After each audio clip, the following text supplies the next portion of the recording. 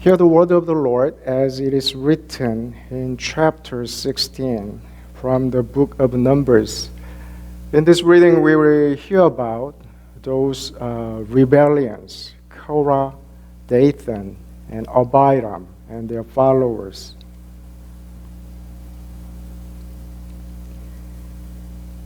They gathered together against Moses and Aaron and said to them, "You take too much upon yourselves, for all the congregation is holy, every one of them, and the Lord is among them. Why then do you exalt yourselves above the assembly of the Lord?" So when Moses heard it, he fell on his face. And he spoke to Korah and all his company, saying, "Tomorrow morning the Lord will show who is his and who is holy, and will cause him to come near to him. That one whom he chooses he will cause to come near to him. Do this, take censers, Korah, and all your company. Put fire in them and put incense in them before the Lord tomorrow. And it shall be that the man whom the Lord chooses is the Holy One. You take too much upon yourselves, you sons of Levi." Then Moses said to Korah, "Hear now, you sons of Levi. Is it a small thing to you that the God of Israel has separated you from the congregation of Israel to bring you near to himself, to do the work of the tabernacle of the Lord, and to stand before the congregation to serve them, and that he has brought you near to himself, you and all your brethren, the sons of Levi with you? Are you seeking the priesthood also? Therefore you and all your company are gathered together against the Lord. And what is Aaron that you complain against him?" Amen.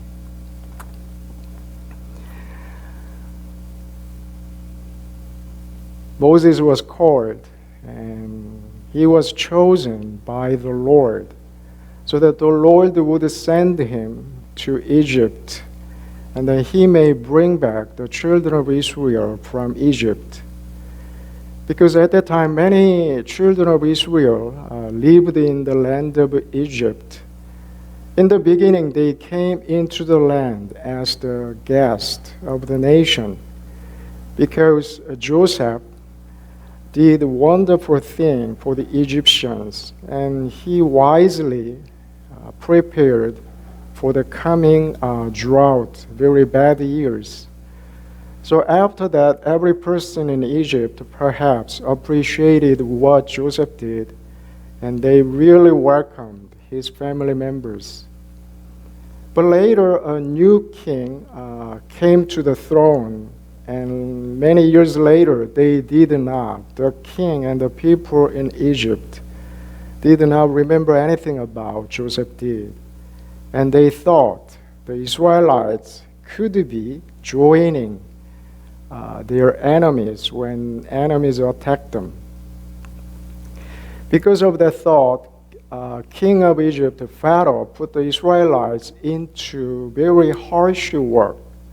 So the children of Israel cried for help to the Lord. And the Lord listened to this, and he wanted to save them by sending Moses. Moses was a very brave person. He was very wise, and also he was very decisive in times. And in many ways, it was very obvious to all the people he was chosen by the Lord.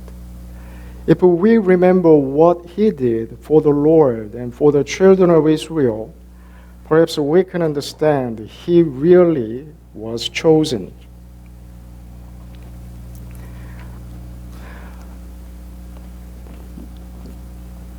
The Lord told him, to Moses, "You need to go back to Egypt and bring back my people."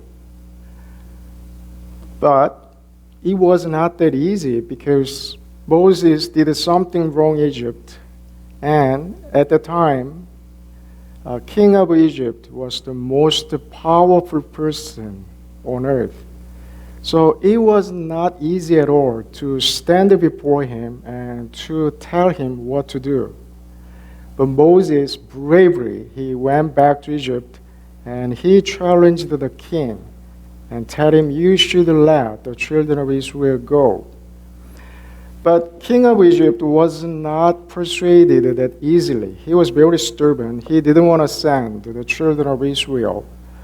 So Moses had to bring 10 plagues. Then finally, he let them go. When they became free, they marched through the wilderness. They reached before the Red Sea. But they did not have a ship, and they had to cross over this Red Sea.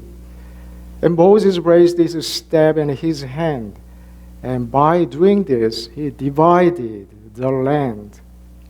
Actually, divided the sea, and the dry land appeared. So every single person in the congregation could walk on the dry land. And this way they crossed over very safely, nicely, the Red Sea. So people obviously very appreciated and happy in doing this. And besides these wonderful things, Moses led people through many battles and wars against the people in there. And he successfully protected the people, and he governed very wisely the people. And throughout all these behaviors and acts and his performance, it was very obvious to all people he was the chosen by the Lord. But today in our reading, 3 people, Korah, Abiram, Dathan, and their followers, 250 elders, came to Moses and Aaron, challenged them. They said, you took too much on yourselves, and every person in Israel is holy, because the Lord is with them, every single person in Israel. So in other words, you shouldn't be just leaders. We are all equal. We all should be leaders. His reason for challenge sounds in a way very correct, because the Lord is every person. The Lord is with every person. And that's why every person is priceless, very precious. But his conclusion was not right. It was wrong. Because the Lord is with every person should be a leader. That doesn't work. Think about your home. You don't have mom and dad really, and they cannot tell you what to do or cut it out, stop doing that. Then you think you can behave at home, you can do your work, you can do your homework, or can you get up in the morning and get to school? It may not possible. And think about our school. If we don't have a principal, if we don't have teachers there, and we choose what to do there, because we don't like certain subject, we don't study. And if we want to have a recess from 10 o'clock whole day, and then someone chose to do that, and all these things, and there's no any rules, regulations, and we cannot learn anything there. Think about our nation, think about our church. Without leaders, without governors, everything will turn into a complete mess, disorder. That's why the Lord appointed some wise people, capable people, to be leaders, so that the Lord can govern the people by means of these people, these leaders. Korah, Abiram, Dathan, perhaps they knew that Moses was chosen by the Lord. But from their jealousy, they made a point which was very wrong. And the Lord wants to guide us, perhaps in the best way. And one of the reasons why the Lord selected and chose the leaders so that He may lead us, He may lead His people by wise, chosen leaders. That's why we need to respect leaders and governors. Amen.